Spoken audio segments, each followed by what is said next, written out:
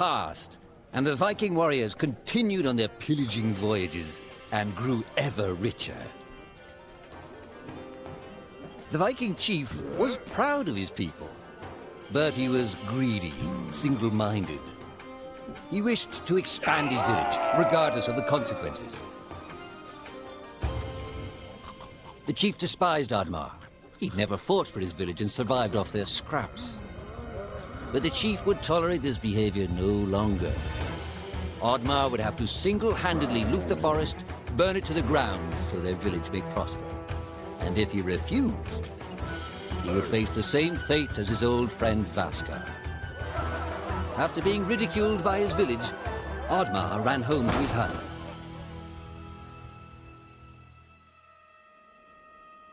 ODDMAR felt hurt and lost. He loved his people, but he couldn't be what they wanted him to be. Perhaps he thought he wasn't a true Viking. Maybe some sleep would do him good. ODDMAR couldn't believe his eyes. At his side was his long-lost friend Vaska. And in front of them stood the hallowed gates of Valhalla. "Wait!" cried ODDMAR, as his old friend stepped into the light. In front of ODDMAR appeared a strange apparition, a forest fairy. She condemned ODDMAR's selfish ways and his squandered potential. He had let down those closest to him. He did not deserve a place in Valhalla. But she offered him a deal, a great power. If used correctly, perhaps he could earn his place in Valhalla, but at a price. ODDMAR woke up with excitement. What a strange dream. It felt so real. And how did this pouch get here? Was this what he saw in his dream? He looked inside the bag. A mushroom?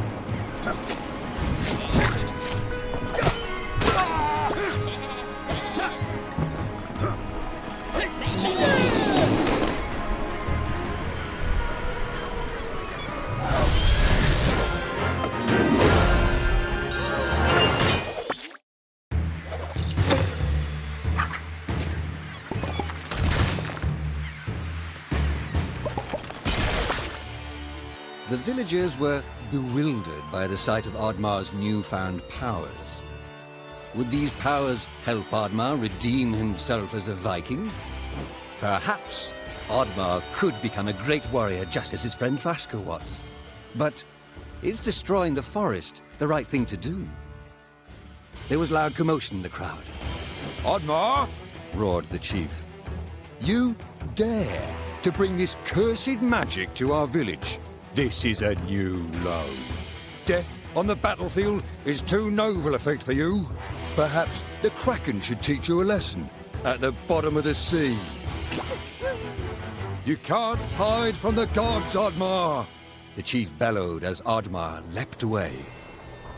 The skies turned dark. Thunder struck. Suddenly, the villagers vanished. Oddmar was shocked. Who took his people? Was it the gods? Why was he left behind? He had to find out.